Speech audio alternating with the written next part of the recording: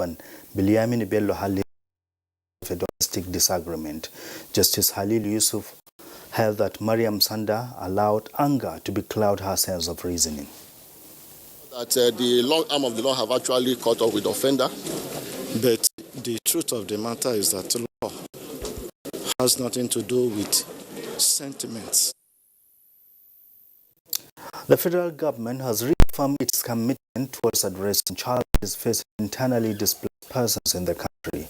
Minister of Humanitarian Affairs, Disaster Management and Social Development, Sadia Umar Farouk, gave the assurance when she visited Government House, Bauchi. We're going to support them to rebuild their lives and their homes. This is what NEDC, the North Development Commission, is all about. And that concludes the news highlight for now. Good Morning Nigeria continues after this break with Kinsley and Jimmy. Stay with us. 20 years of travel and counting.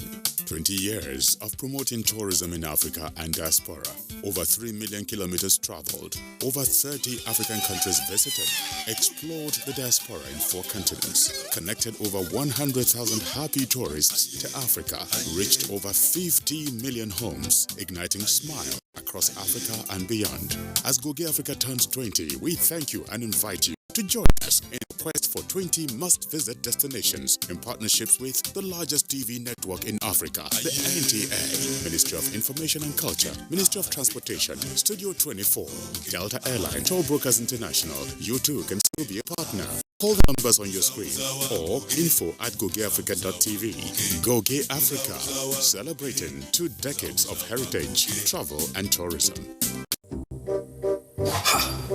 Not so fast. Look, I want to check out this country for greener pastures. Just calm down for a moment. Please sit down. Do you have a job where you're going to? No, but someone is arranging, Listen, Alinko. Checking out of this country without proper planning means one thing. Unimaginable begin. You know, I've been in the diaspora, but legitimately doing great things at home and abroad. As I've been saying, without the proper footing abroad, the risk is not worth it. Listen, Alinko, it's better to be home than be trapped abroad or even end up in prison.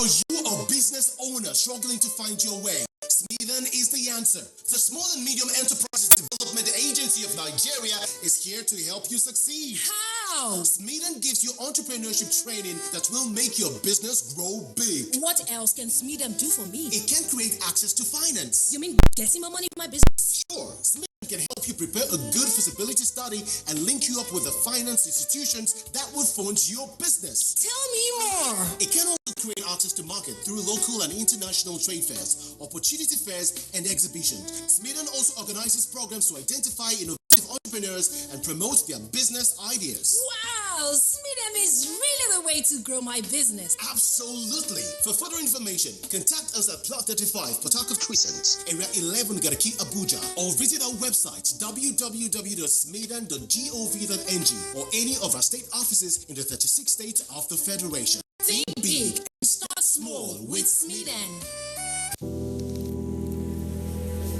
This year, the weather conditions Harmattan in Nigeria is harsh, with temperature dropping very low in some parts of the country. Many underprivileged children are exposed to these harsh weather conditions, putting them at risk to all sorts of respiratory infections with devastating consequences. We request well-meaning Nigerians to kindly donate warm clothing, blankets, beverages, soap, moisturizers, and other essential items for the benefit of these children. Get involved to support displaced and underprivileged children exposed to these harsh weather conditions. Powered by Aisha Buhari Foundation.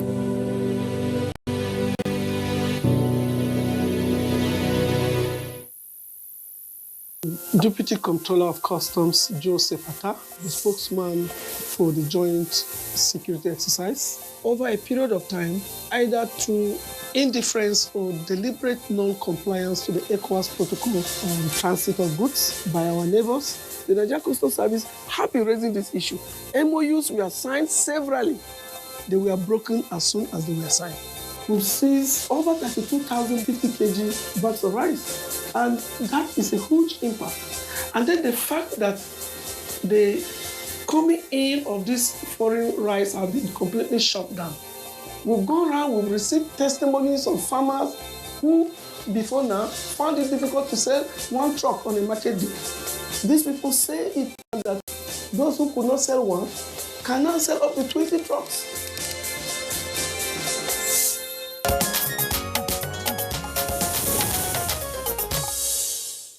Thanks for rejoining us. This is Good Morning Nigeria. Securities and Exchange Commission reads Riot Act to illegal fund managers. Now let's join Kunle Adeye for details. The Securities and Exchange Commission has restated its determination to go after illegal fund managers and ensure that they are made to face the wrath of the law. Acting Director Mary Uduk said, besides educating the people, the Commission also goes after the promoters of these schemes. She emphasized that it is a problem around the world that can be tackled by sensitizing the public to the right investments to make, saying Ponzi scheme is a fraudulent investment operating where the operator, an individual or organization, pays returns to its investors from the new capital paid to the operators by new investors rather than from profits earned through legitimate sources. And the equities market on Monday, January 27, 2020 closed on a negative note as Nigeria Stock Exchange All-Share Index depreciated by minus 0.2% to close at 29,555.299 points as against plus 0.13% appreciation recorded previously.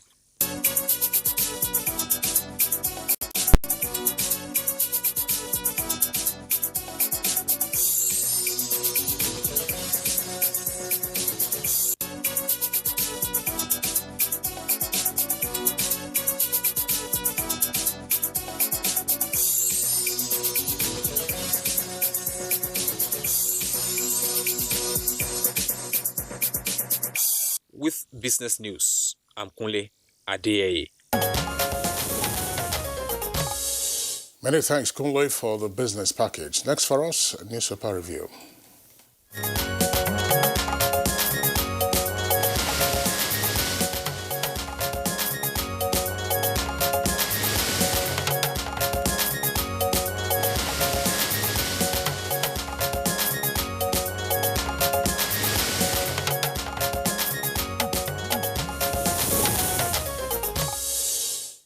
Newspaper reviewer Baya Chiobi is in the studio. Good morning.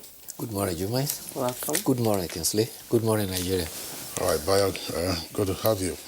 Let's take a look at the very busy front page of the Punch newspaper. Punch, above the nameplate, you have the following headlines. Coronavirus, oil falls below $60, and OPEC plans deeper cut. Details on page 27. Community policing, confusion in commands over IJ's directive. Discos to reflect 7.5% VAT on transactions February 1st. That's page 27. And on page 16, suspected herdsmen kill 13 in fresh plateau attacks. And 2 earpieces there, centralized security system faulty needs review. That's attributed to Lawan, who is the president of the Senate, with details on page 17. Tambowal succeeds Dixon as PDP Governors Forum Chair, page 19. Now the lead story says outrage as REMFAC says politicians' pay may go up. REMFAC stands for the Revenue Mobilization, Allocation and Fiscal Commission. We have details of that story on page 28 with the following riders. Court politicians' pay, NECA, that's the Employers Constitutive Association, tells Commission, it's anti-masses and illegal. According to SERAP and NGO, it's wicked and unacceptable. CDNDC and move disappointing declares Yaga. Court sentences Miriam Sanda to death for killing husband. And the photographs you see there are photographs from the scene at the courtroom yesterday, and a photograph of Miriam and her husband when the going was good. So that decision was handed down yesterday in Abuja. Court sentences Miriam Sanda to death for killing husband. Details on page 11. Bandits attack Abuja-bound train passengers in Kaduna. That's on page 9. Well, with this story we have to discuss. Grieving husband blames Luth for wife's death. Bochi man nabbed for stabbing girlfriend to death. Bello inaugurated as Kogi governor for second term, page 19. And from the leadership newspaper, we have CBN mobilizes 140,848 tomato farmers in 25 states. And the bold headlines there you can see is President Muhammadu Buhari's integrity will reverse oil costs. That's Middle East report rates president high on economy. You find that story on page 4. Again, PDP rejects change of name as Tambua emerges Governors Forum chair. And the picture story there, Kogi State Governor Yahaya Bello being sworn in for a second term by the Chief Judge of the State, Justice Nasir Ajana in Lokoja yesterday. Electricity, stakeholders, customers condemn new meter acquisition scheme. That story is on page 25. Adama records 4 cases of Lassa fever. Find that story on page 16. Alleged robbery, court grants Shehu Sani 10 million naira bail. That story is on page 4. Nigeria Security and Civil Defense Corps arrest officer who shot Imo politician. That story is on page 6. Federal government upgrades facilities at Enugu Airport ahead of reopening. You find that story on page 26. Bio. Well, the Federal High Court sitting at Tama yesterday sentenced Miriam Sanda to death for killing her husband, Biliaminu Bello. She is to be remanded in the Suleja Correctional Facility until she exhausts the opportunities for her appeal. A picture of a lady on the cell phone is reported to have triggered domestic quarrel, which eventually, she says, the husband fell on a broken sachet bottle while he was trying to pin her down. The court thought otherwise and convicted her for stabbing her husband in the chest and in the neck. Upon being found guilty, she had to run out of the witness, the box, and the court officials and the correctional officers had to take her back to the box. In the meantime, the court had to adjourn briefly when wailing overwhelmed the court. Upon return, the judge sentenced her to death by hanging, saying that she had allowed her anger to becloud her sense of reason. Kogi State Governor Alhaji Yahaya Bello was sworn in for the second term yesterday by State Chief Judge Justice Nasir Ajana. Governor called on friends as well as perceived foes to put aside all differences in politics, ideology, and affiliations. He invited all to join hands in giving Kogi State the best of governance in his second term. He declared, "My primary allegiance is to Kogi State and her citizens, not to any party or any tribe. Everyone is my citizen."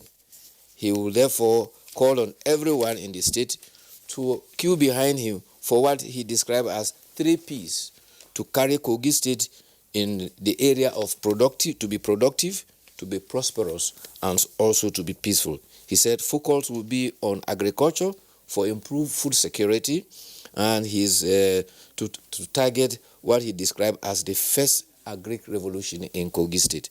Other areas of concern will be mass employment as well as increase in internally generated revenue.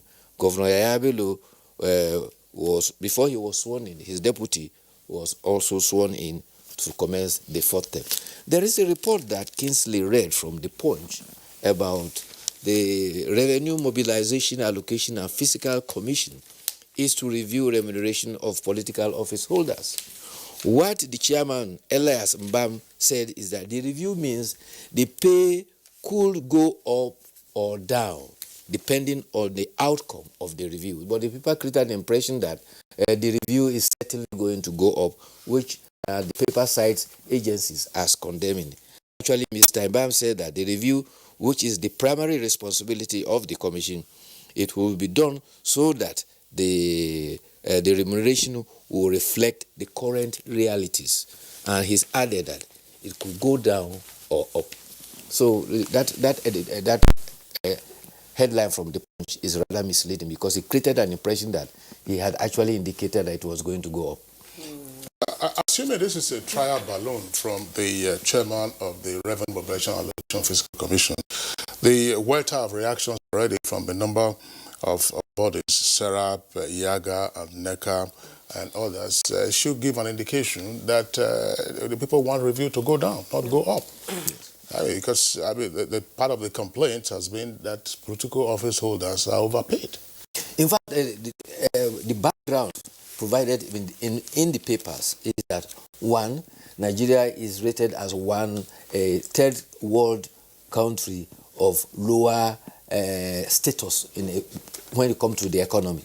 However, they also pointed out that our political appointees are amongst the highest earning among politicians the world over. So these apparent contradictions is there. And also it was supported by the argument that Nigeria is in bad need of revenue, so much so that it has to borrow money for its infrastructural and other capital developments. And therefore, the idea of revenue mobilization looking at an increase is a doubtful possibility. But well, they said it is when they do the review that they will be able to determine whether it will go up or down.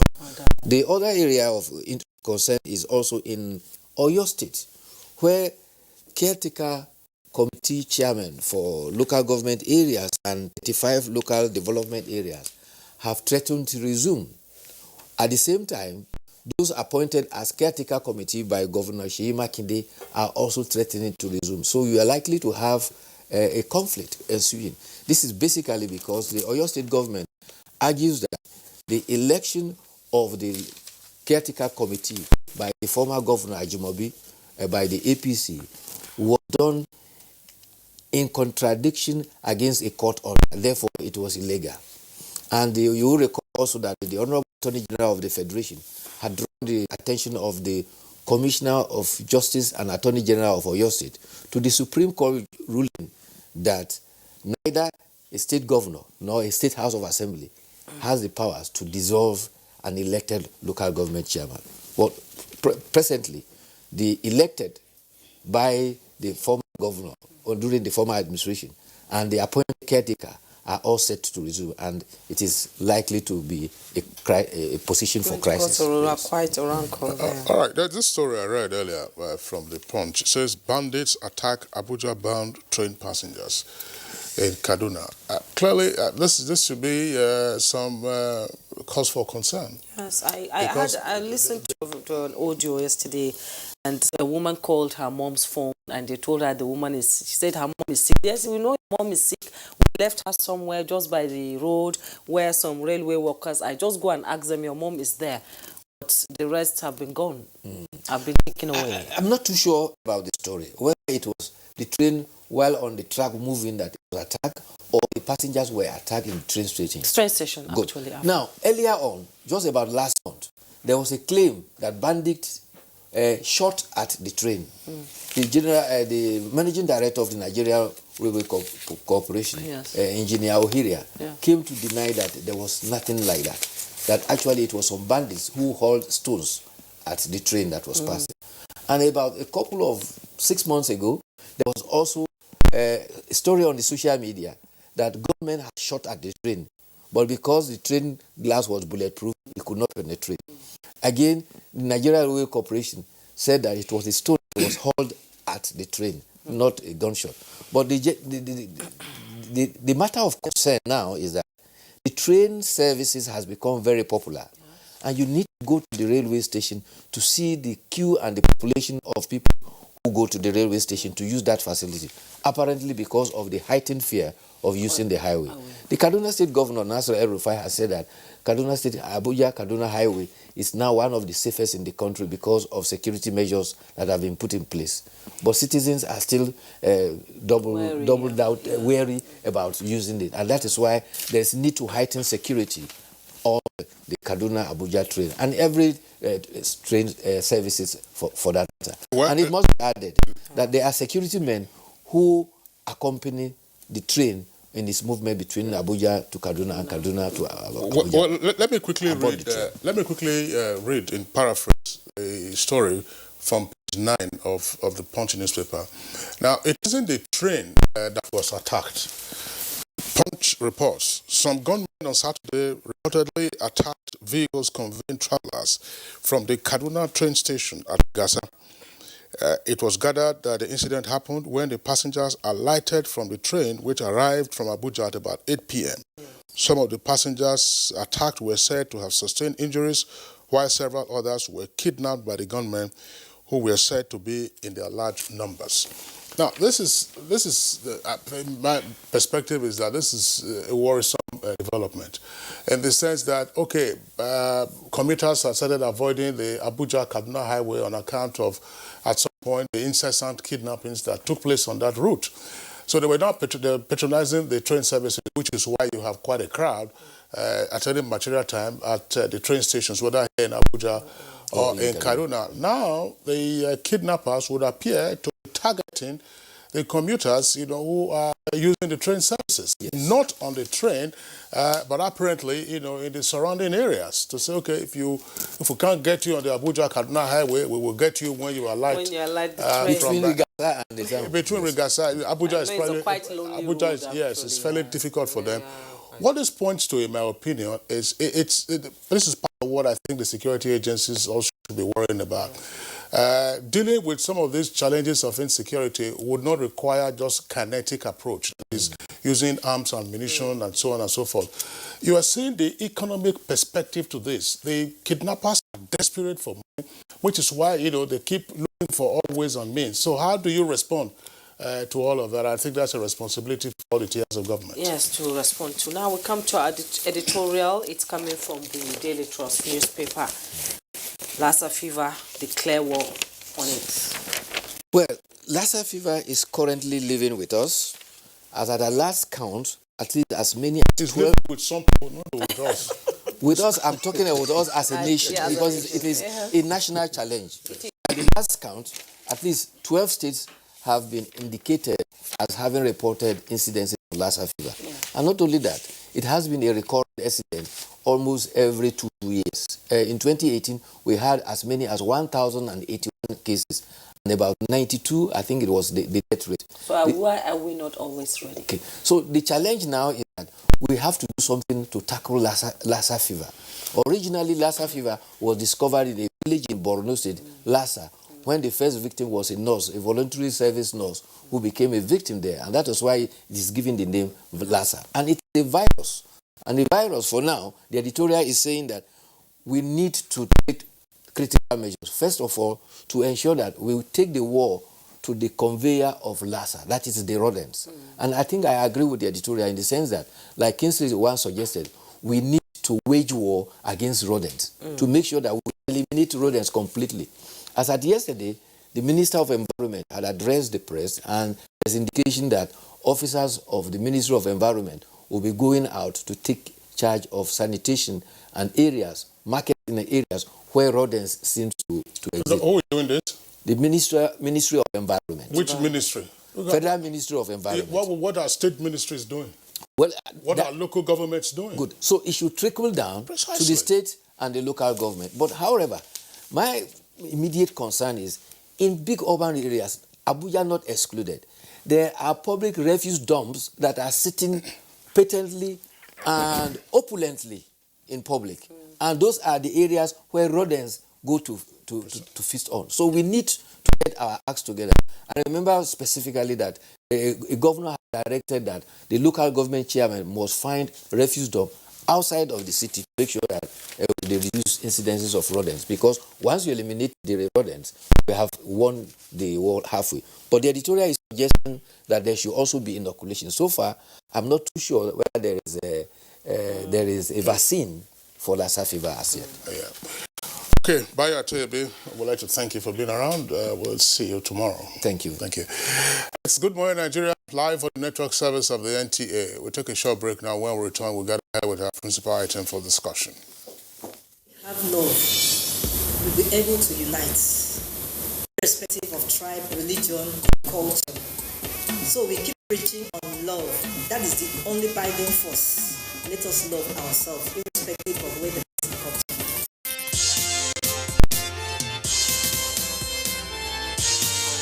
You are about to witness the commencement of the most stimulating and compelling contest on television. This contest is only for the strong, the intelligent, and talented. Get ready for the Unity Challenge reality TV show. Coming soon.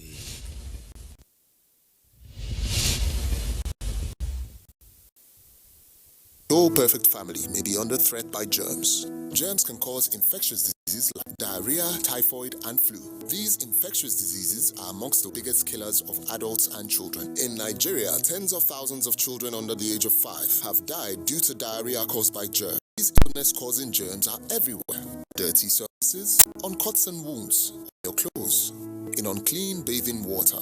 To protect your family from germs, use the power of Dettol's 1 capful.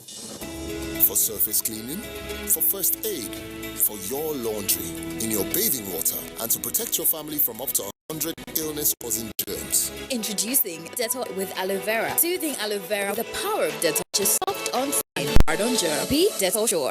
My daddy is doing traveling work. I go and stay with my uncle. She told me to wash plates. I go and play football. From there, she beating me. She go and find one throwing rope, tighten my hands and my legs. I want to be a stubborn boy.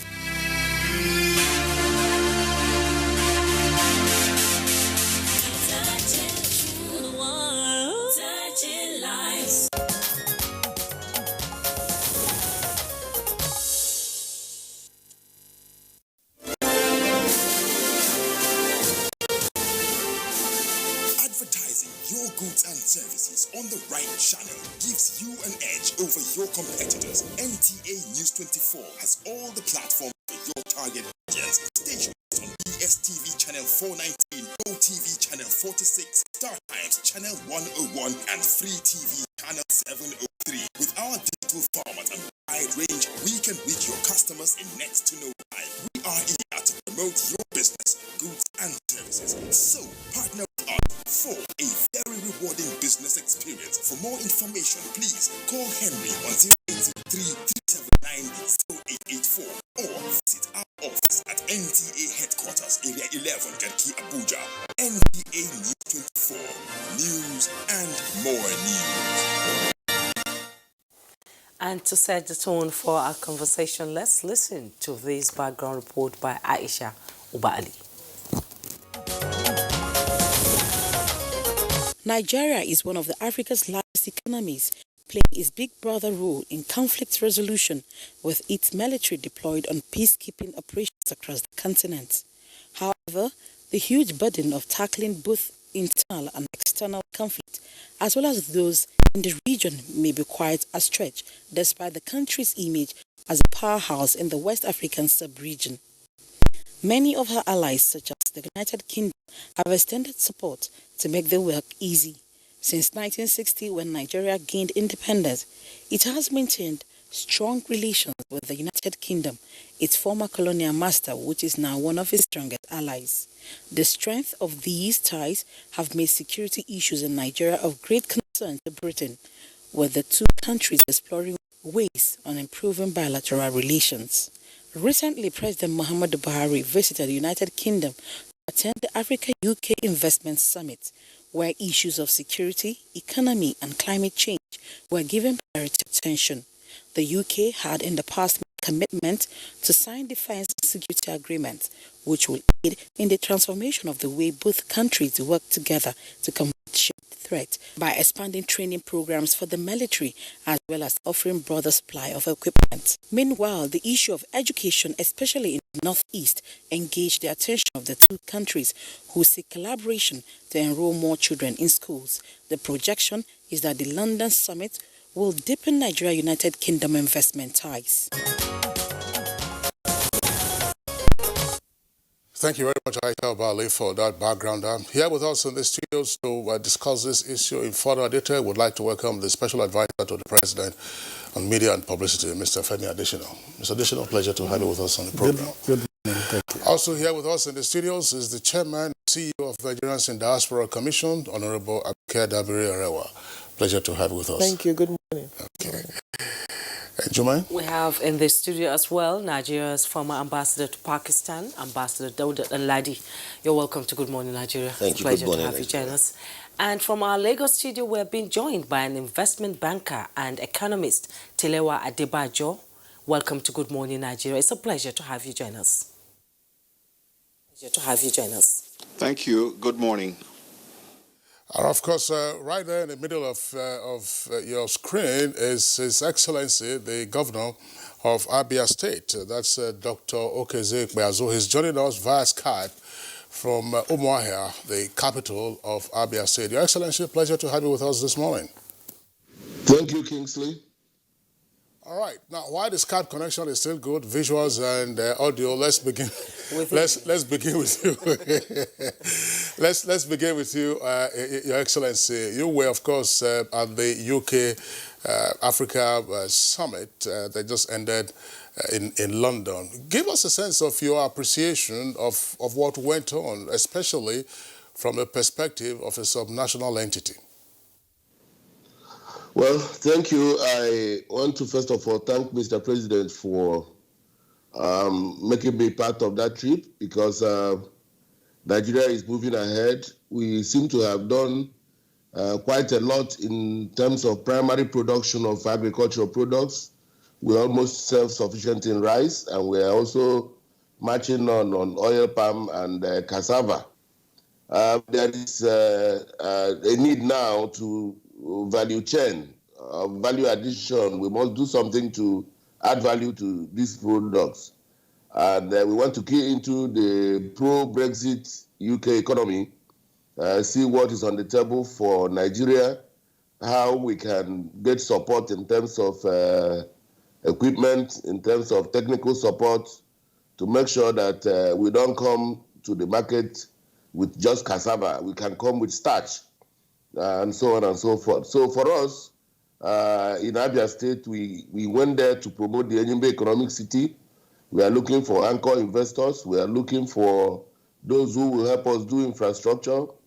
But beyond that, I was particularly thrilled because I had the privilege of meeting somebody that is coming to support our industrialization process at the rural areas. He has capacity to turn rice husk to energy and then use that energy to power our rice mills in the various communities, as well as provide off-grid electricity.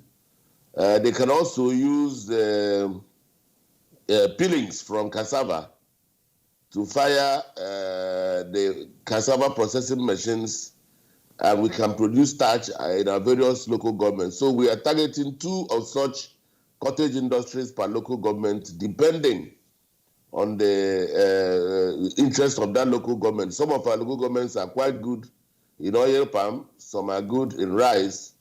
So depending on the preference of that local government, we will make sure that that particular contact we made in the UK becomes useful for especially our rural women and youth.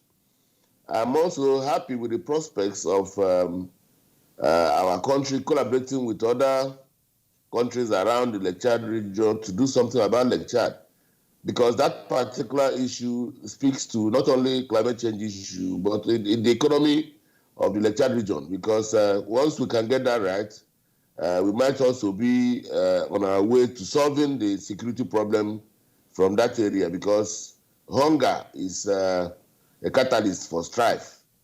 So these are some of the things I think will benefit my state, and I think some other states that came like Gombe also have beautiful stories to tell about that experience. You spoke about climate change, and it's a known fact that the eastern part of the country has problems with ecological erosion and all that. So what kind of partnership did you get out of the UK-Africa Summit to contribute to ensuring that erosion is totally eradicated from the southeast? Yeah, I participated in a side meeting with the UK Secretary for Environment, with our Minister for Environment. And part of what we took home is the fact that there's a new technology now which we can adopt locally. The use of Gambion, which is just to get metal mesh with some stones, and then use it to check erosion at the preliminary level, and then make it erosion control part of our school curriculum. Because it is only when we allow erosion to continue to exacerbate that it becomes a monster. But if everybody becomes conscious of the possibility of an erosion, we'll be careful with felling of trees, we'll be careful with our farming practices, we'll be careful with how we go about our businesses, we'll be careful about how we perturb the subsoil.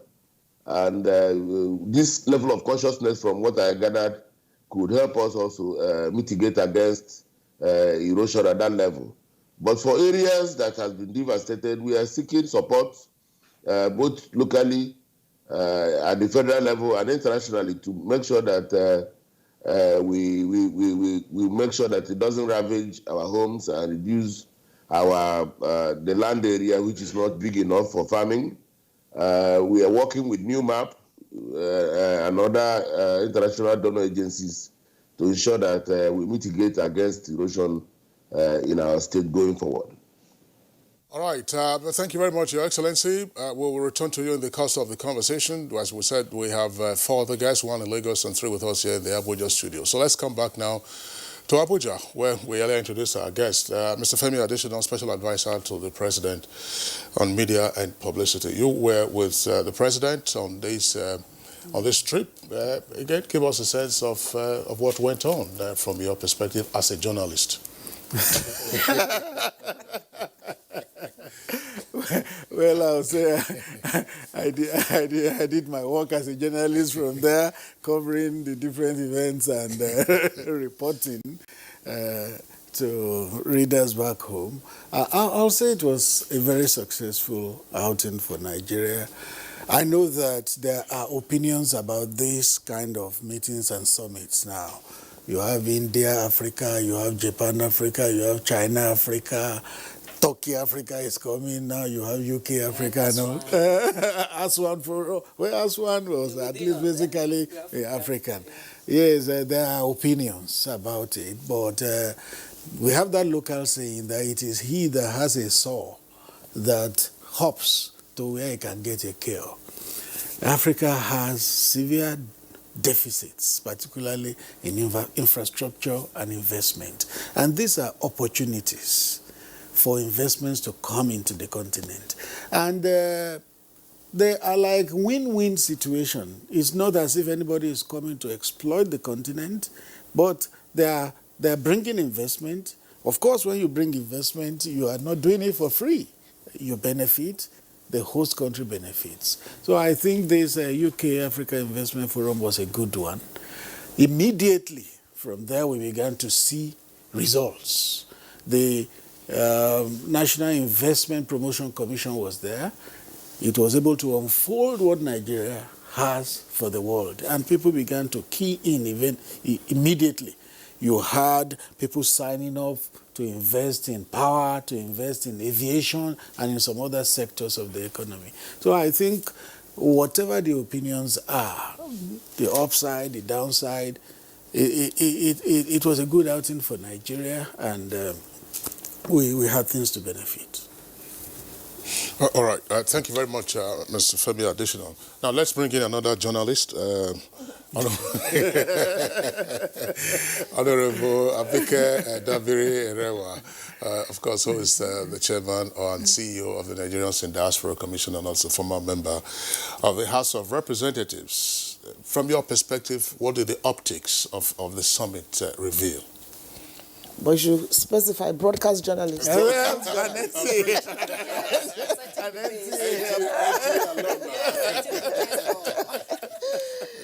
Thank you very much, and appreciate all the comments, the governor, my brother, Mr. Additional. For the commission, the trip was a very success. As Femi said, some people can say, oh, Africa, do they want to colonize you again? But this is not charity. Yeah. It's not charity. And then everybody sees Africa as the place to be. The future is here. But we need to ensure that we hold that future and ensure that we create what we want, not others dictate to us. But for the Diaspora Commission, our interest was more in, after this, what? And particularly, we have Nigerians in the UK that contribute hundreds of millions of pounds in the UK economy. So the Commission will be working with the Ministry of Trade and Investment, NIPC, to have a Nigeria-specific focused event where you're going to sit down and still promote your country, talk about trade and salient investment issues. Because when we talk about UK investing in Nigeria, we are focusing on our own Nigerians in the diaspora that are also thinking of what can be done. So we plan subsequently very soon, working with the Ministry of Trade and Investment and NIPC to work with Nigerians in the UK to see, they're already also signing deals, the Nigerians themselves, because they want to come back home. And they see the opportunities. So apart from the Diaspora Investment Summit that we hold annually here, there's going to be an event being planned in the UK that will be Nigeria-specific. So we want to be preemptive and deal with salient trade and investment issues, because that is a UK-Africa summit. We need to now focus on ourselves, what we have to offer. And like the governor said, you don't have to do just cassava. You can do, there are many things, there are many opportunities. So for us, I just feel there's an opportunity for us to determine our future and partnering with those that we want to partner with. The UK is strengthening the economic partnership with African nations, and so that it can ensure the continent's growing demand for investment, which will be met with innovation and expertise. We have a lot of Nigerians out there who are experts in so many fields. How do we bring them in to ensure that this UK-Africa Summit is well invested in Nigeria? We're already bringing them in. And like I said, while the summit was going on, we were meeting with the Nigerians in the UK. And I tell you, these are very successful Nigerians. And I keep saying it, if all those Nigerians leave that economy, it will affect it. So with the Nigerians in the diaspora, there are already some programs that are regular, the Best of Nigeria Expo, Nigeria British Summit. So like I said, the idea now is, after this, what do we do with our diaspora?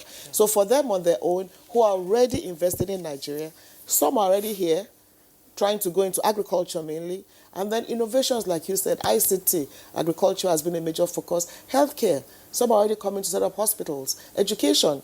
So those are areas that I know that Nigerians in the diaspora are focusing on now. So for us, we'll continue to work with them, because when we talk about foreign investment, our own diasporas should be our first line of contact, and we have them, and of course we have too many. So we have the policy document with the Federal Executive Council, the Nigeria Diaspora Policy, the diaspora policy document. We're hoping FEC will ratify it. It's a document that will guide all diaspora engagements, and a lot of focusing on trade and investment. And for Nigeria as a nation, we're telling the world that we're getting better. The ease of doing business is getting better. And we're seeing a lot of results under this administration. So we keep marketing our own country and let them know. And then what the message from us is, just come and see. Yeah. And when they come, they don't want to go back. And somebody said to me, even in this UK, that is coming next week, and it was like, when his friend came, he's like, why didn't we come earlier enough? So we have to market ourselves, let the world know what we have, what we can do. And then what you see on television is just some concussion by some international media. So we will continue to work with our Nigerians in the diaspora to be the first ambassadors of their country market your country and attracting trade and investment. So for me, it was a very impressive summit, but like I said, particularly, I'm impressed with our brothers and sisters in the UK, and of course, Anthony Joshua. Yeah. Yes, we saw all that, you know. Now coming to the Nigerian High Commissioner to Pakistan, former Ambassador Dauda Danladi, the first UK-Africa summit. Why the clamor for Africa? Well, I think, although I would like to start by making reference to Mr. Adishina's gentleman's remark with respect to opinion being expressed as a result of the frequent trips of Mr. President. Yes. And I think, yes, it is true that the President, since assumption of office from 2015, has made over 40 trips, foreign trips. The cost, if we just look at 2019 budget, it was the sum of 1.3 billion that was allocated for presidential travel, including the Vice President's office. And in 2020 budget, I think it is the sum of 3.3 billion that was appropriated. Now, if you convert 1.3 billion into dollars, it's just slightly about $4.5 million actually. And if you look at the gains, and I would like to quickly just take a quick look at the gains. Sukuk funding alone has generated about 100 billion naira for the provision of roads, bridges. It will cover about over 600 kilometers of roads within the 6 geopolitical zone of the country. Just on Friday, quite impressive, the Minister for Agriculture inaugurated an implementation committee that will utilize about $1.1 billion, which is funded by the Brazilian government and the Islamic Bank, Development Bank. And that project alone will create about over 100,000 jobs. It will inject about 10,000 tractors and 50,000 implements that will complement what the central bank is doing to boost food security in Nigeria. Now, if quickly I make reference to the Ajakuta steel, no nation can develop in the absence of the steel industry. And recently, I think at the end of this month, we were told that an MOU will be signed for the revamping of the Ajakuta steel industry. A syndicated loan of about, I think, almost $1.4 billion will be injected to revamp Ajakuta steel industry. As you know, for all 40 years, Ajakuta steel has defied all solutions. At the end of the day, it was even privatized. But this is not the forum for us to really go into detail about the Ajakuta steel. But that, if you look at what South Korea has achieved, we started with South Korea. South Korea is earning about $60 billion from steel industry and providing job employment opportunities to about 62 million people. Now, if we, quick look at data. In China, it was 60 billion. China is the largest investor in Africa. In Japan, it was $40 billion that was on the table. All right. Already, I think we were told that first quarter of 2020, there is the leading company, oil leading company in Russia, Lukoil, is going to has already signed an MOU for the revamping of our refineries. If today we have our refineries functioning, it will full capacity. It will meet domestic needs, and we can even export and earn foreign exchange. Getting 100 million people out of poverty requires a robust fund. So I think if you put that against the meager amount that has been spent by Mr. President, I think we need to give kudos to Mr. President. Now, coming back to your question, the African, I think Africa, as I've always said, holds about 30% of non-proven mineral deposits in the world. The projection is that by the year 2050, there will be 2 billion people living in the African continent, which means that in every 1 out of 4 global commodity consumers will be Africa. And post-Brexit, the United Kingdom is looking at that vacuum that will be created because they will have to compete with other European countries on the African market share. And being a Commonwealth country, they are rallying around the African countries to see that that vacuum is filled. towards sustainable and lasting investment that will generate the required growth to meet up with the growing demands and market that Africa will provide. More so with the anticipation of the implementation of the African Continental Trade Agreement, which is supposed to take off, I think, mid-2020. So Africa is the place. But the UK is trying to make sure that it becomes #1 destination for African countries. Especially Nigeria. Especially Nigeria. All right, thank you very much, Ambassador Donlade. Now let's go over to Mr. Tilewa Adebajo in our Lagos Network Center, investment banker and economist. Mr. Tilewa Adebajo, I would like you to also give us your own opening comments on the, shall we say, rash of summits between a sole country and then an entire continent of countries. And whether, if you were to use your investor banker's eye to look at all this, we can have these investment promises by way of MOUs crystallize into actual investments. Good morning, Kingsley. Thank you very much, and good morning to all the other guests on the program. I think it's important that we look at metrics to be able to justify what we're doing. Yes, I think these investment summits are very important in the sense that the British are quite, I think the Chinese started this when the Chinese president invited all the African heads of states to China. And I think people are beginning to see that China has taken a different approach to Africa. And the Europeans who had the traditional colonies in Africa now realize that the Chinese have come and they've taken over. And Chinese have not started this today. The African Union building in Addis Ababa was something that they had funded. So they're quite strategic in their interest in Africa, especially for our mineral resources. The Europeans now see that they're losing ground in Africa, and they're also now beginning to change their strategy. So they're beginning to woo Africa. So it is ironic that Britain, who used to be, Nigeria was a British colony in the past, now is struggling to get Nigeria's attention. And I think it's important that we position ourselves to take advantage of these opportunities. And as like you've rightly said, there's a lot of interest. And it's now a question of how we convert this interest into real opportunities. If we take a look at our economy remains the largest economy in Africa. Lagos is the 5th largest economy in Africa, and Nigeria is a G25 economy globally. So it's quite significant. But what the challenges we have are structural in terms of our fiscal policy, which is a big challenge right now. We're spending close to 65% of our revenues to service debt. Our debt profile is currently at about 80 billion US dollars.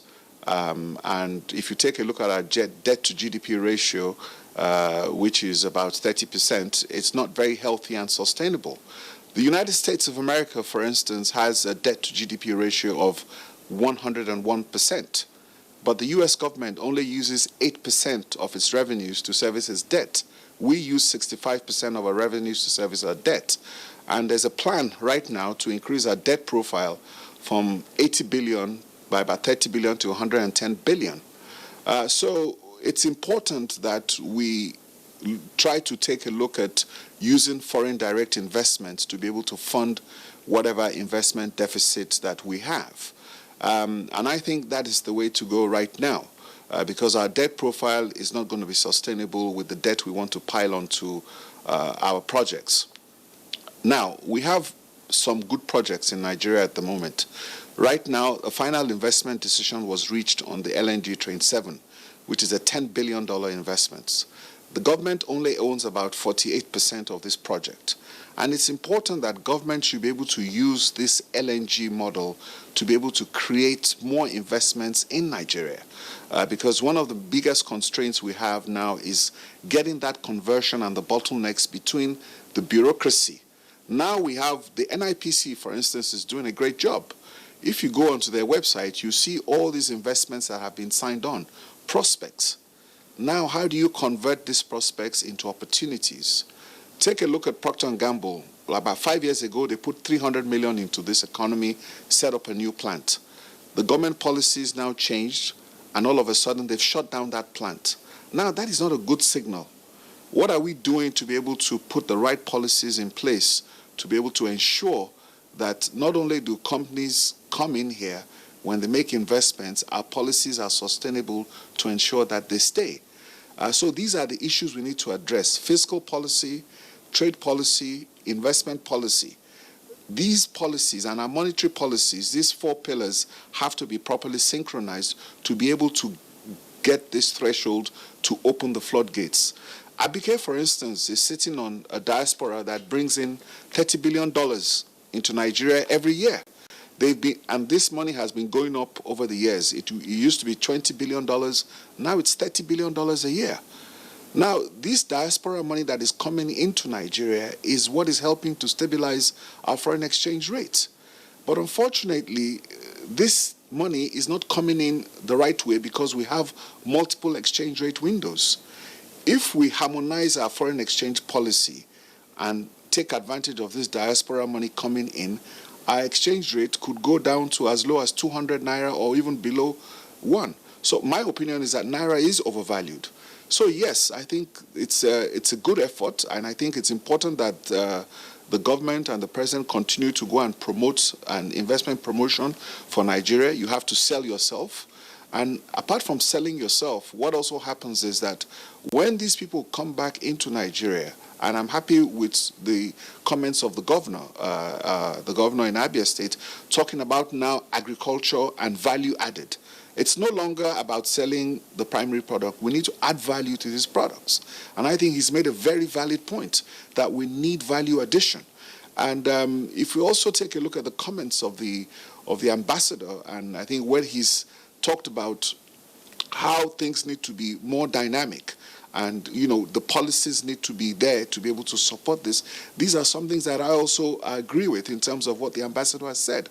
Policies are very important because it's not what you say, it's what you do that really gets the foreign direct investors out of for us to come. And as Femi has said, yes, various people have various opinion that, okay, if you're going out, you're junketing. But yes, there is investment promotion, but you also have to have policies in place. For instance, now, the government had an economic recovery growth plan which said the economy would have grown 5% last year and 7% this year. So now it's important, because when people like Femi talk, it's important that you guys need to go back and, you need to revamp this economic recovery growth plan. You need to say to us, you have a new economic management team. They need to revise this economic recovery growth plan. And you need to be able to explain to people what you're going to do within the next 3 years. And in the absence of that, you see what happened last year when all the credit agencies downgraded Nigeria's outlook to negative. We need to be more sensitive to the international financial markets. Nigeria is no longer playing at the local level. A lot of foreign investors are putting close to 30, 40, 50 billion in portfolio investments into Nigeria every year.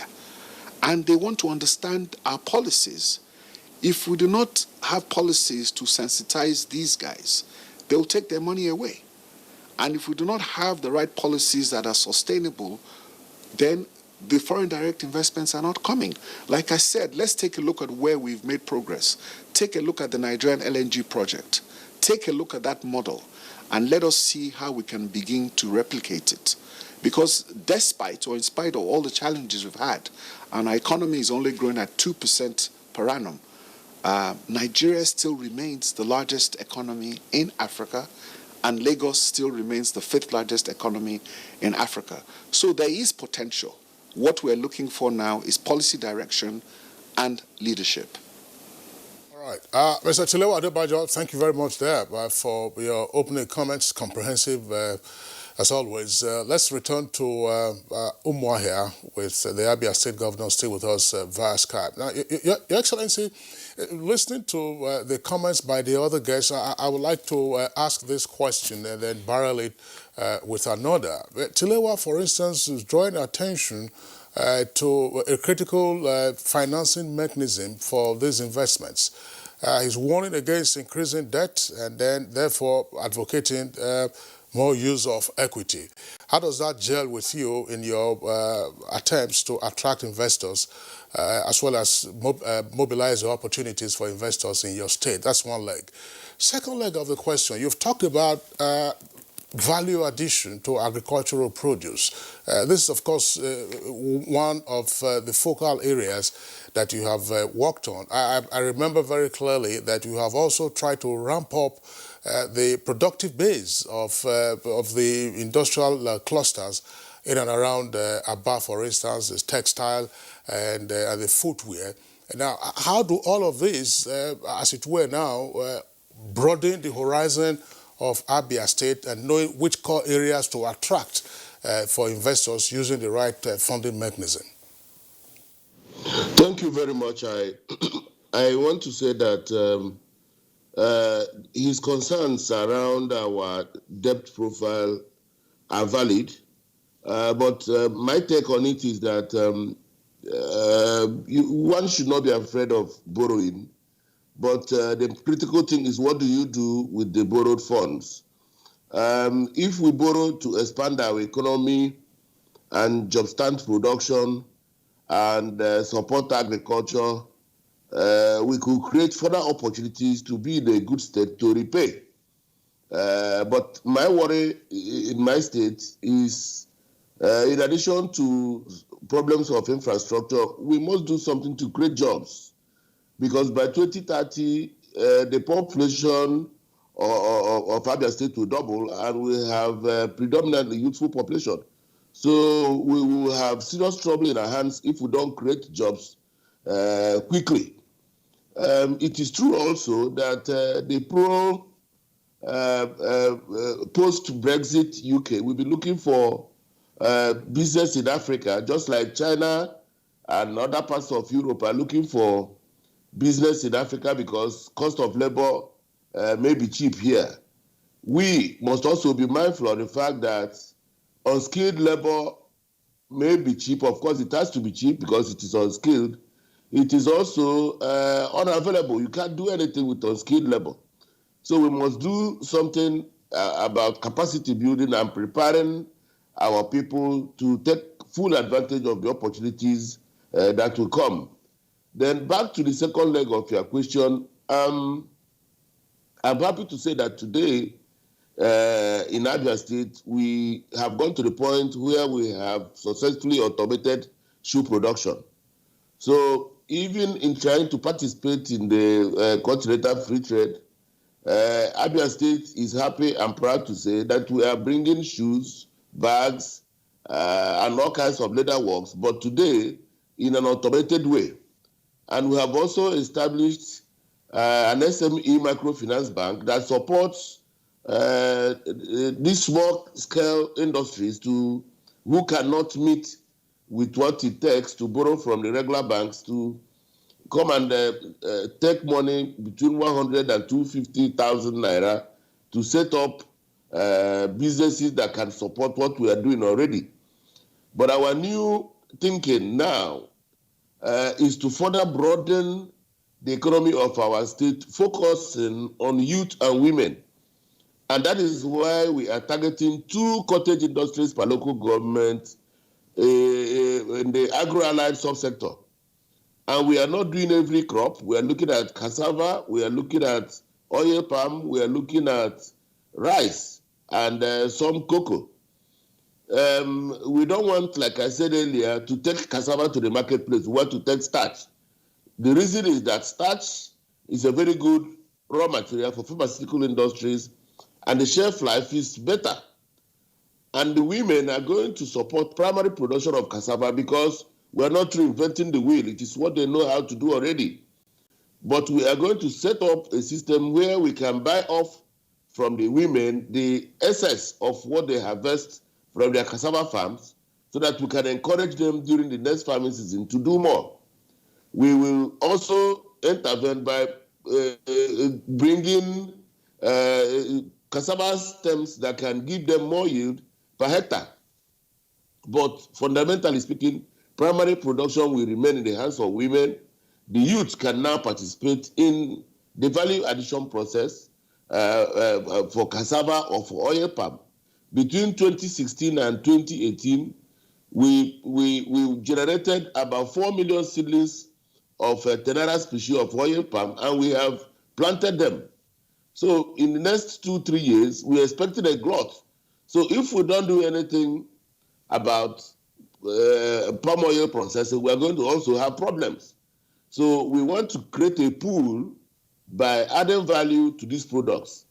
And we are very, very happy, like I said earlier, to say that part of what I got from being part of the UK trip was that we got somebody that is coming with this technology and is not going to cost the state anything.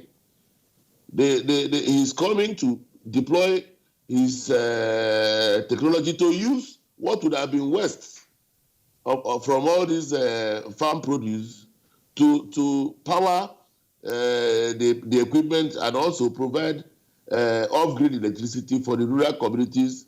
If we're able to achieve that, we will keep the women busy, we will expand our economy, and then we can be sure that more people will have hands on one kind of job or the other going forward.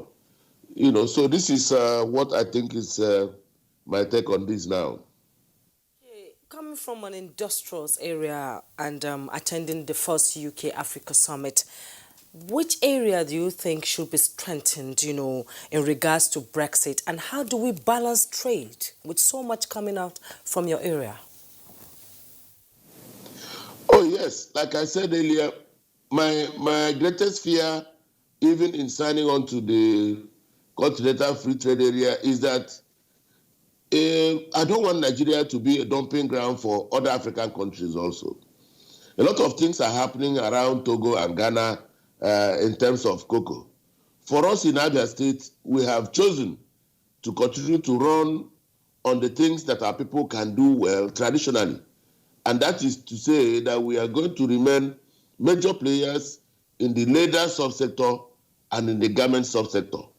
What we have done in leather, bringing it up to a point where we have completely automated the process of shoe manufacturing in Aba today, and we are encouraging other people to key in, we are also going to replicate in garments. I want to make Aba the new production hub of garments. Let Levi's jeans, let Lacoste come to Aba and sew their clothes, because we have people that have capacity to produce. They can label it anything and sell anywhere, but let our women and our youth get involved in this big garment business that exports not only to Africa but to the entire world. So UK must find something which they will need in Africa, and the shoes we are making in Aba today will be good enough, and we can compete because the unit price will compare very well with the unit price of the shoes that are produced in China and other places. And I'm excited with the fact that not only the Aba shoemakers, today we have a Brazilian shoemaker that is collaborating with us in Aba. The label is called Nibra Shoes, which is Nigeria Brazil shoes. So we are creating a hub around the leather subsector, and we are sure that going forward in the next 1 year or so, we'll be prepared to offer our products not only to Nigerian market or to African market, but to the UK market and other markets globally. Thank you very much, Abia State Governor, for the points that you have raised. Let's come back to our studios here. Again, Mr. Femi Adesina, I'm coming to you. Well, you know, as I keep raising this point as to the plenitude of these summits, is there, probably this question is more appropriate for the Minister of Foreign Affairs, but I should ask the question, is there a synthesis of the outcomes of these summits, so that at some point the Nigerian government can catch its breath and say, okay, this is what we did or these were the agreements we reached with Japan. These were the agreements, takeaways from China, takeaways from Sochi in Russia, takeaways from Egypt, takeaway from Saudi Arabia, and now India, and then, of course, what you're having now with the UK. So that, at a glance, somebody can make, as the saying goes, ready sense of what's going on, rather than, having tier upon tier of MOUs, and then you're struggling to actually pick out that which is relevant to your particular area, as the governor in Abia appears to be doing very well. Thank you. When we go on these trips, before the very first event of maybe a summit or a conference, there is a briefing session for the president, usually done by the Minister of Foreign Affairs. If it's like an investment summit, the Minister of Trade and Investment will be there. And you will find out that during those briefings, there are also references to things done in the past. In London particularly, the Minister for Foreign Affairs also raised the point you have raised, synthesizing the outcomes of previous investment summits. And the point is that they have desks in the ministry in charge of this thing. The Foreign Affairs will have in charge of FOCAC, which is China, will have in charge of India, Africa, India, Nigeria, well, beyond Africa now, Russia, Nigeria, and all that. They have desks that are in charge of this. And it's not unlikely that they will have same in the Ministry of Trade and Investment, so that they can bring up these issues, review them, then do an assessment, monitoring, and evaluation before we move on to the next one. So I think that exists, but it's largely the responsibility of the bureaucracy.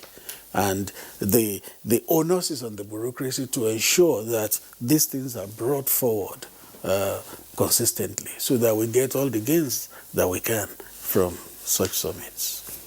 Okay. Juma, Yeah, most of the areas covered, that were on the table, climate change, clean energy, job creation, and all that. There are two programs actually that will be supporting it. That's the DFID, and the DIT, with the joint, coming into bringing funds into Nigeria. It's a lot of money, actually. And how much of that is coming back home to Nigeria in areas of investment? Yes, you will find that the relevant ministers and ministries were also there. Talking of clean energy, you heard the British PM say Britain will no longer fund anything that has to do with coal, because they are committed to a cleaner world, one that is environment friendly. And for them, coal is not the thing again. Fortunately, our own Minister of State Environment was there, and she held meetings.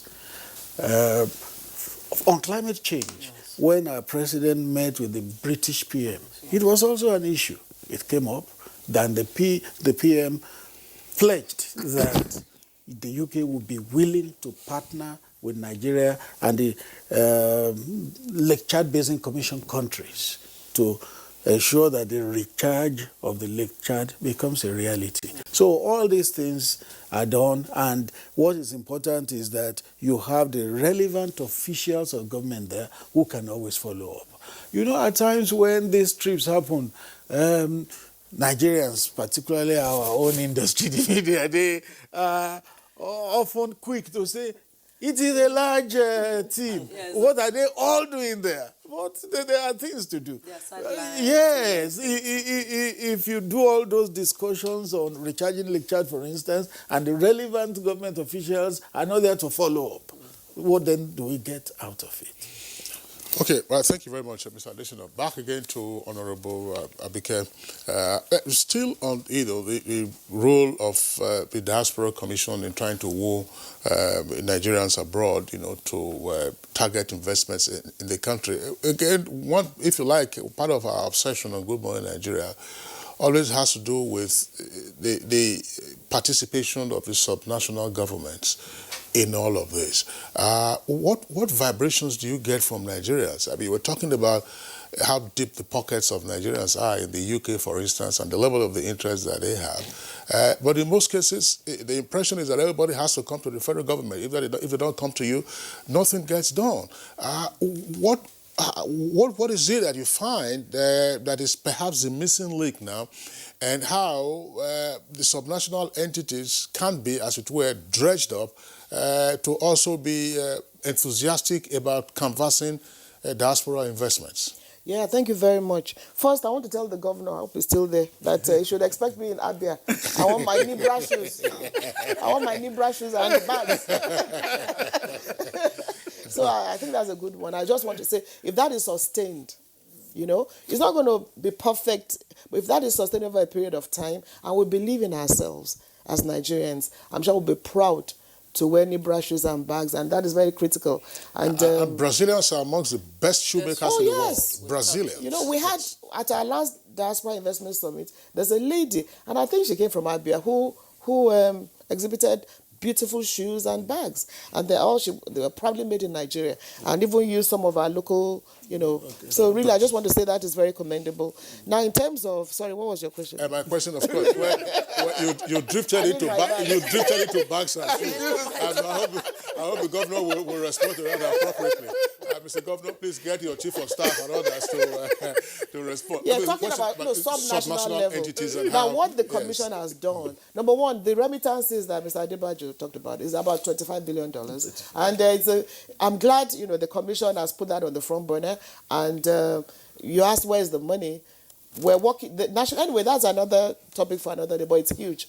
Now, in terms of subnational, now, states, we've written to every state to have their focal persons on diaspora, because we need to move from the federal to the subnational and even local government level. And I'm glad that as I speak with you, 17 states already have, 2 states have commissioners for diaspora, some have special advisors. Governor of Abia is actually one of the very first to have an SA diaspora, immediately came into office 4 years ago.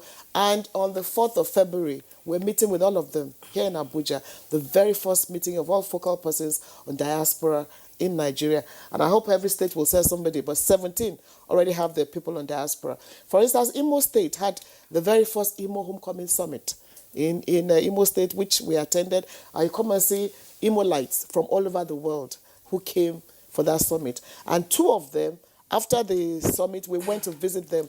There's a doctor who has set up a regional stroke hospital, the best in Africa, perhaps in the world.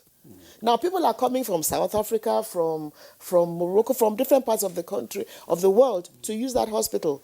I don't know the technicality, but he has a machine that nobody has in Nigeria. He's a diasporan who came to set up something to do with epilepsy, stroke, fantastic. So that's medical tourism already. Then we also visited a factory.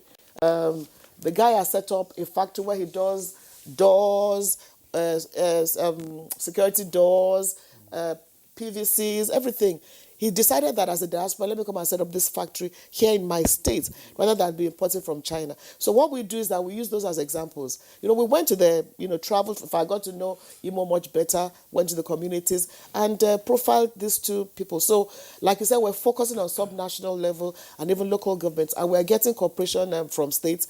And I'm sure with our very first meeting of focal persons of diaspora, 4th of February here in Abuja, we'll come up with a plan with every state and for every state. And also Ekiti had something in December for citizens in the diaspora. So we hope that other states will do the same thing, and we take it from there. Diaspora, is a major force in this country, and the diaspora will continue to be a very positive force to reckon with, and we'll continue to work with that. Thank you. Thank you so much. Now, let's talk about the UK continental investment focus, given the diaspora now. Can you give us a breakdown of the verve of the UK that, in the areas of diaspora?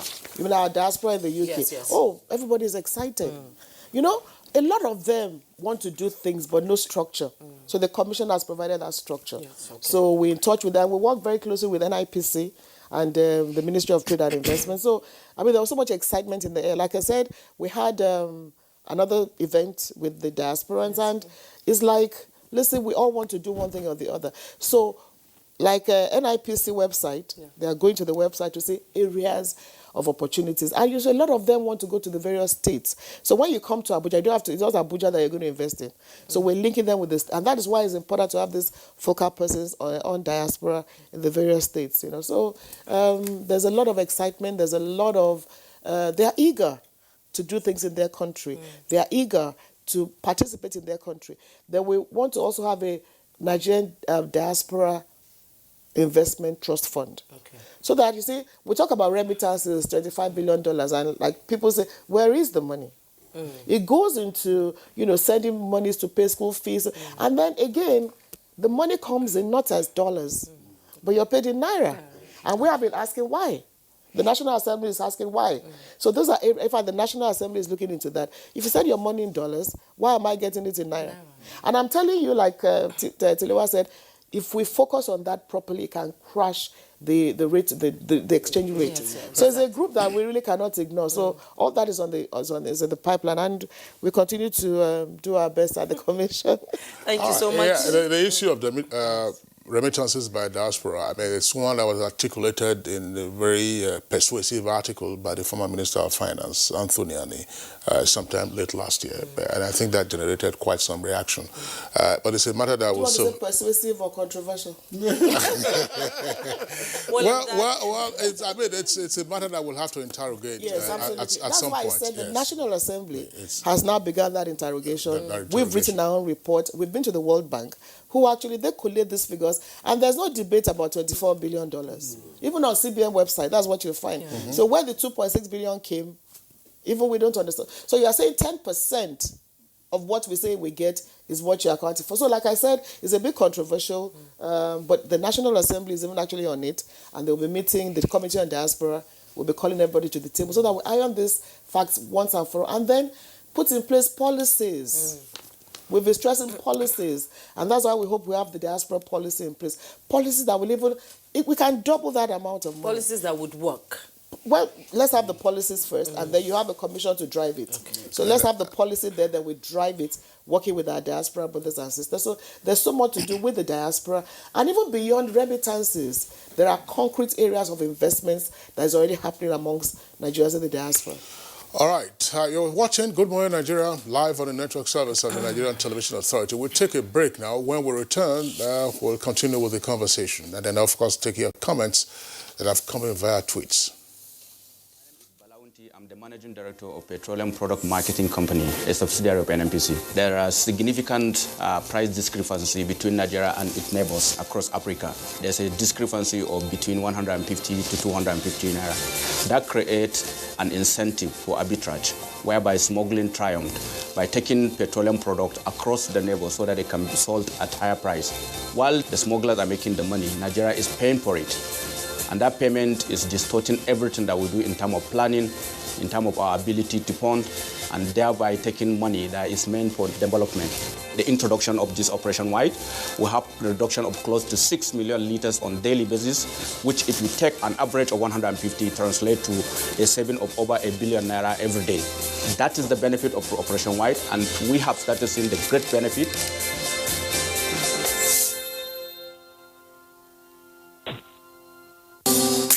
Can I see your particulars, sir?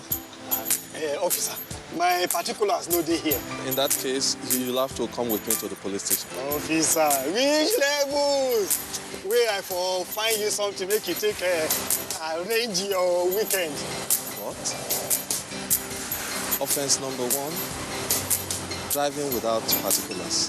Offense number 2, trying to bribe an officer of the law. I won't harass Nigerians or take bribe. Change begins with me. This message is brought to you by the National Orientation Agency in conjunction with the Federal Ministry of Information and Culture.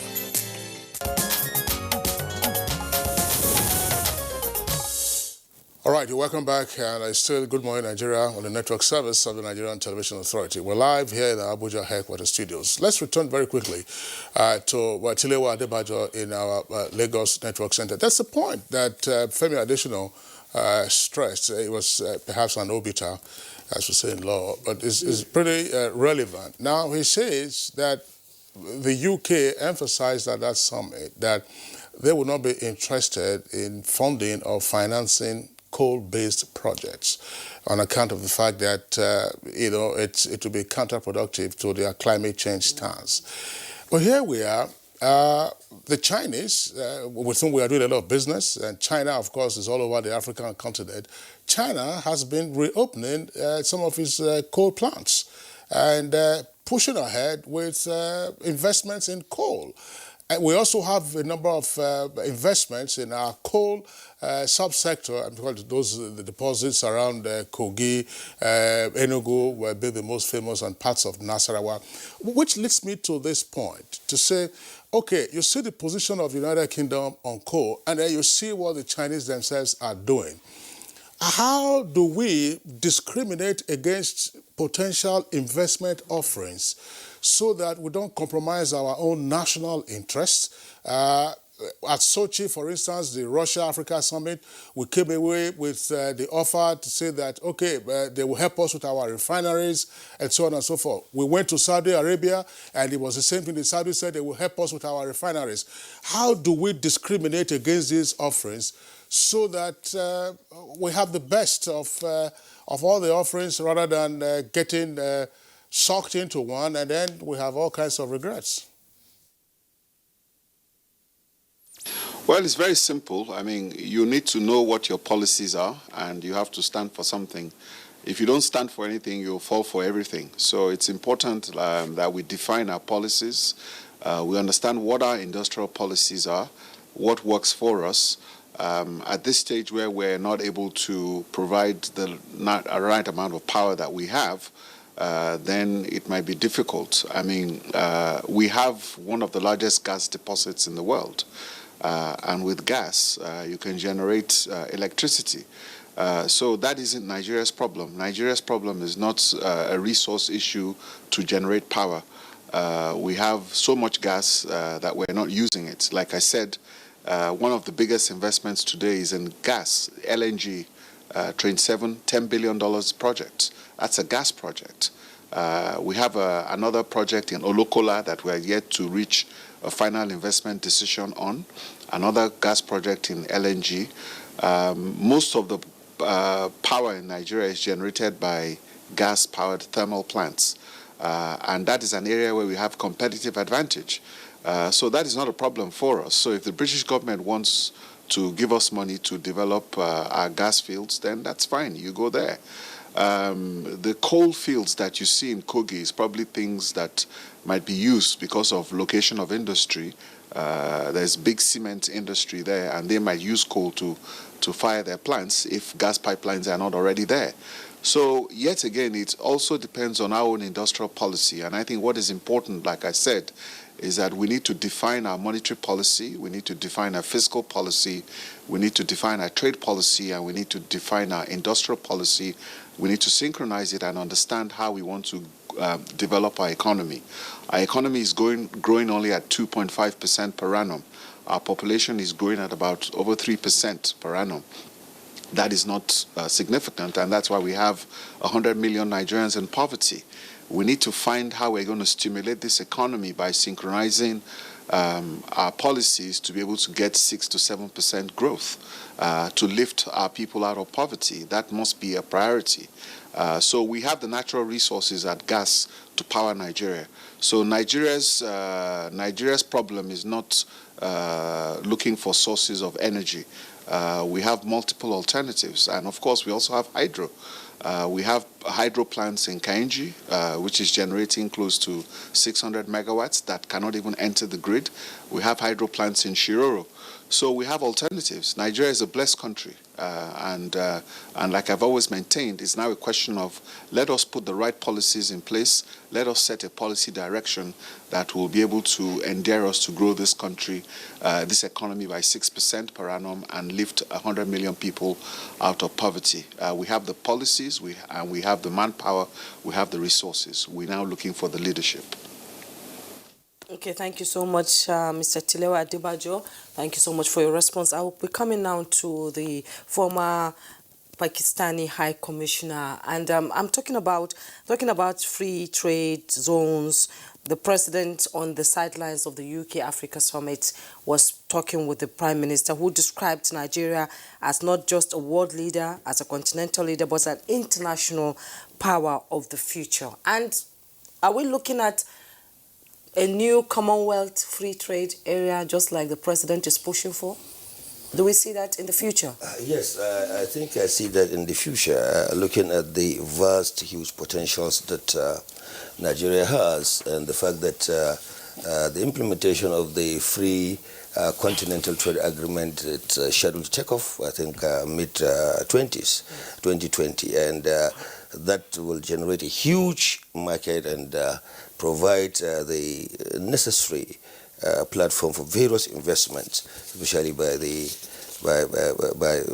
interested investors. But as Mr. Cleo has said, we have alternatives. Nigeria, we have all the resources. We do not really need to concentrate on just one aspect, say coal and gas. It is a country that we have about 184 trillion cubic feet of gas, enough to power the entire African continent. All we are looking for is really the funding to harness this clean energy, to harness green energy, to harness these potentials. And I think going forward, already a deal has already been signed to provide 25,000 megawatts with Siemens, and of course the source will be gas. And in the next 5 to 6 years, we should be having 25,000 megawatts. But please, I just want to make a quick reference to the governor of Abuja State and to commend him. Already there are various interventions that have been put in place by the federal government through the central bank. There are about 27 interventions. And at times some of these state governors are shying away that the debts portfolio is going to increase if they issue out the irrevocable standing order to access these funds. But in reality, some of these funds goes to about 15 years repayment moratorium, and at the same time, there's no country that can develop without loans. The private sector, our financial institutions, really do not have the robust funding. Today it's very difficult to go to any bank to provide $100 billion for investment. And I think, talking about policies, as the economists have said, I think we need to really look at our fiscal and monetary policy once again. This single treasury system has really eroded the bank's capacity, because the private sector really depends on the federal government to survive. All right, Ambassador Donald, thank you very much. As we indicated, we have a number of tweets that have come in. We'll quickly go through those tweets now. Umwogugu Ikechukwu Silvana says, touring the world to appeal for investment in Nigeria is good, but charity should begin at home. The federal and state governments should support and project in-nursing motors, for instance, to other African countries to patronize it for expansion. And Ibu Godwin tweets, I have my doubts if the United Kingdom still has anything it can offer us. All right, let's take Mokbala Humbabs. The federal government, while pursuing foreign direct investments, must be conscious at improving the country's decayed infrastructure. It's no doubt that efforts are being made to change the narrative, but let's be more aggressive. And Sani Michael Omokoji tweets, President Muhammadu Buhari is one of the most traveled presidents in history in the name of signing bilateral agreements. Ironically, amidst this, Nigeria is still ranked about the most corrupt country in Africa. That is being disputed, actually, and I hope this would not be just business as usual. Abdul tweets, now the only way we can say that the visit was fruitful, it wasn't a visit actually, it was a summit, yes. So it was like it was a trip, not a visit, is when all or most of the agreements signed are implemented. Let's start seeing the repatriation of the indicted persons and the stolen funds starched in the UK. And Echo Sebastian repatriation, tweets, that's extradition. Extradition, yes. He tweets, this is the time for government to deepen the Nigerian content policy. India created a policy made in India and created an enabling environment for investors who want to manufacture in India. Nigeria should borrow such policy and equally market Nigeria as we are ready for it now.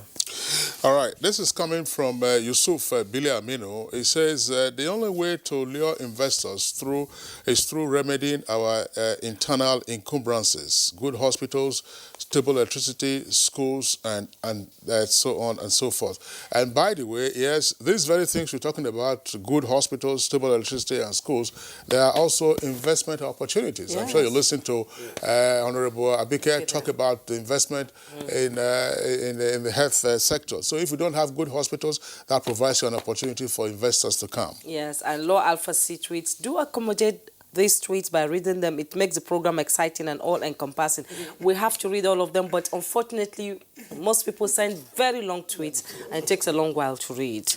All right, Akeju Olagbaju tweets. It says we need to put up a trade agenda to ensure that the UK opens her market to bridge the trade gap. And we also need more mix of private sector to take part in investment summits.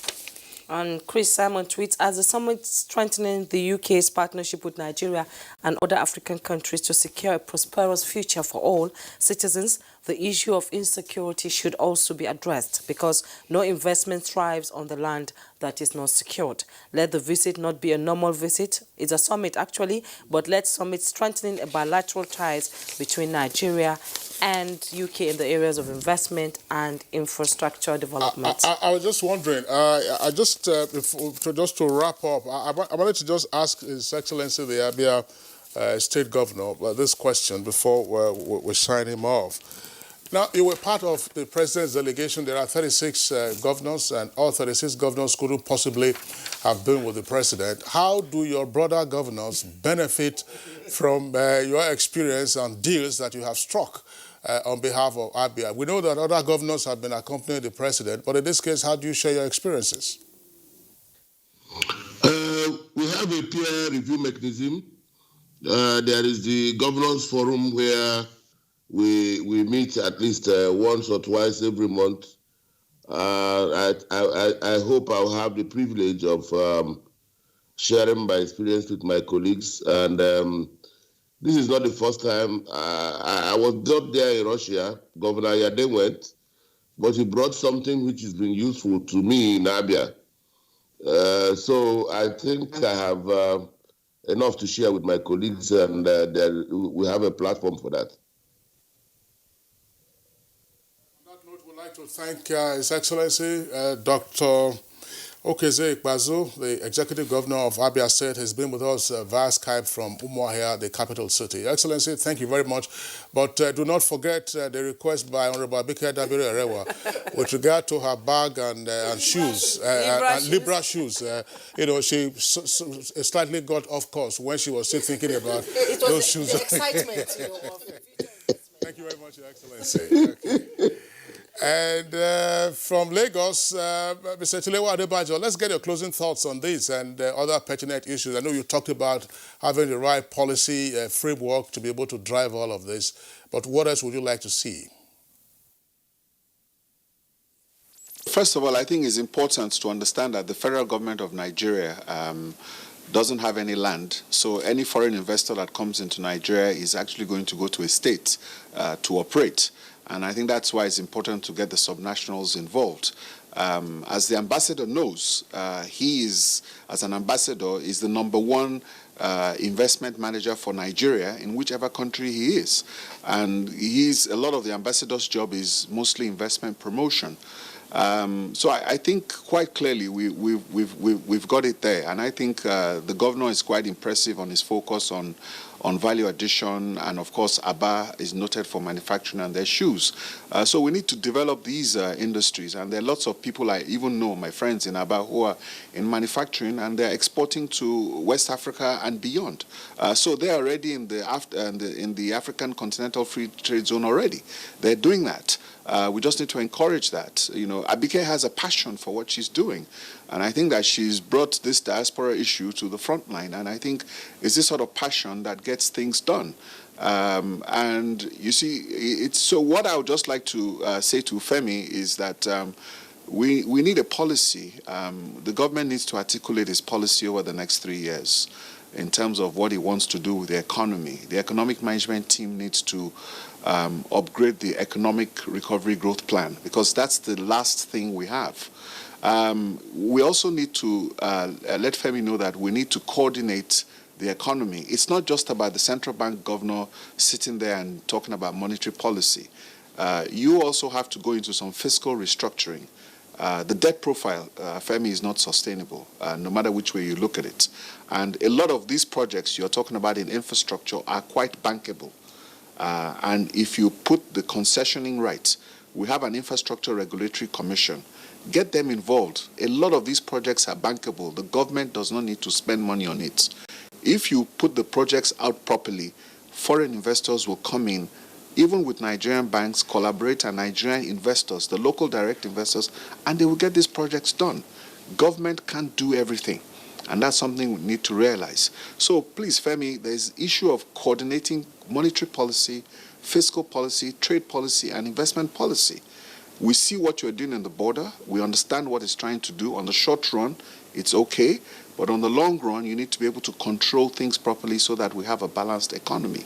It's about articulation. Femi, you're a journalist. It's what you say that I pick up on. And, you know, this gap right now with the policy direction of the government, we need to fill that very quickly and put out another medium-term policy over the next 3 years. When foreign direct investors see these policies, the first people that will start will be the people here in Nigeria. They will start to take advantage of all these things because they're here. Look at your success. You've done LNG Train 7, $10 billion. Build on that success. Get Lokola going also and get other gas projects on the way. The British government has said they'll support all your gas-related projects. Tap into that. So what I'm just trying to say is that, you know, and as the ambassador will verify, you know, these people in foreign lands, they watch what you say and what you do.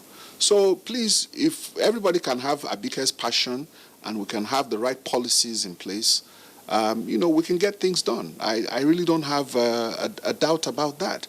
Nigeria having 100 million people in poverty is not just there. You need to look at the metrics. 2.5% growth for this economy is not what we're looking for. We're looking at least 6%. And you have to tell us exactly how we're going to get from 2.5 to 6% and get the confidence going. Communicate. Get your economic management team, get them to communicate with the business community, the investment community, and the global community will catch up. Okay, thank you so much, Mr. Tilewa Adebajo, an investment banker and economist from our Lagos Network studio. Thank you so much for your contribution. We also would like to thank the Special Assistant to the President of Media and Publicity, Femi Adesina. Thank you so much for joining us. And our very own MDCO, Nigerians in Diaspora Commission, Abike Dabire-Erewa, who loves shoes and bags so much. Thank you so much for coming on the program. But let me be her advocate. She's not only Madam Marcos, by the way. And we also would love to thank the former High Commissioner to Pakistan, Ambassador Dawud Al-Naizi, for coming on the program. Thank you so much. Thank you very much. And we have a breaking news that just came in from Abeokuta, which says Shagamu main market Asabo is on fire. Situation almost under control as new fire service deployed to Ogun State.